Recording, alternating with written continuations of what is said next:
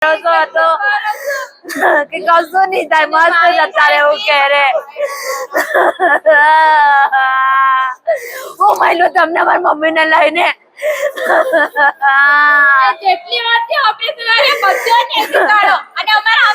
નયનાબેન નામે નયનાબેન વિનોદભાઈ ડબગર, એમને પાણીની ગાંઠનું ઓપરેશન કરાવવા માટે આપણે ઝાયડસમાં લાયા. એમને 16 તારીખનું એમના ઓપરેશન થયું ને પછી એમને એકદમ પેટમાં તકલીફ થવા માંડી, તો પેટ ફૂલવા માંડ્યું. તો અમે એમ કીધું કે આ પેટ કેમ ફૂલે છે, ઓપરેશન કરાયા પછી પેટ તો ના ફૂલવું જોઈએ ને. તો આ લોકોએ સીટી સ્કેન કર્યું, સોનોગ્રાફી કરી, એમાં ખબર પડી કે આંતરડા પર આ લોકોએ કટ મારી દીધો છે ઓપરેશન કરતી ઘડી, તો એનું ઓપરેશન કરવું પડશે. આ લોકોએ કબૂલ કર્યું છે કે હા અમારાથી જ કટ પાગ્યો છે. પછી ઓપરેશન કર્યું ત્યારે ખબર પડી કે 4 કટ મારી દીધા છે. એનું ઓપરેશન કર્યું ને ઓપરેશન કર્યા પછી ડાયરેક્ટ જ એમને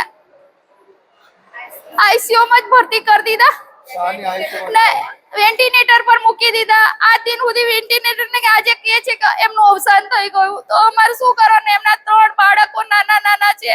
બાપ 7 વર્ષ પહેલા ગુજરી ગયા ને માં આજે ગુજરી ગયા. બાળક અનાથ થઈ ગયા. એમનું કોણ છે આ દુનિયામાં? બાપડા કોઈને અનાથ થઈ ગયા. બાપ બે જ અમારો ન્યાય જોઈએ છે. બાળકોને માં કોણ લાવશે, બાપ કોણ આવશે એમના માટે? એમનું કોણ આ દુનિયામાં? અમારે તો ન્યાય જોઈએ છે બસ. નયનાબેન હાથે જે અન્યાય થયો છે એ ન્યાય જોઈએ છે અમારે તો બસ. અમારા સીઓ જોડે વાત થઈ હતી તો સીઓ એ કીધું કે હા અમારા સ્ટાફ થી જ ભૂલ થઈ છે, એવું એમને કબૂલ કર્યું હતું કે હા અમારા સ્ટાફ થી ભૂલ થઈ છે, એવું કબૂલ કર્યું હતું. બસ હવે આગળ એની કાર્યવાહી ફરિયાદ કરવાની. કોણે ઓપરેશન કર્યું ને કોણે આ હાલત ઉપર લાવી દીધા, બસ એમાં તો આ ન્યાય જોઈએ છે બસ.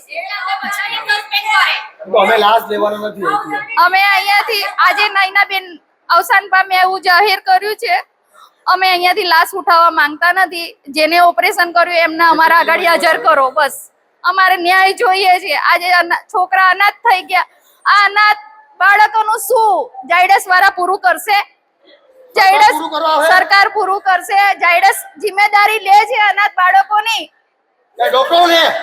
આ છોકરાઓનું કોણ? આજે 2 છોકરીઓ ને 1 છોકરો નાનો છે. હજી તો એ છોકરો ભણે છે. આયુષભાઈ નાનો છે.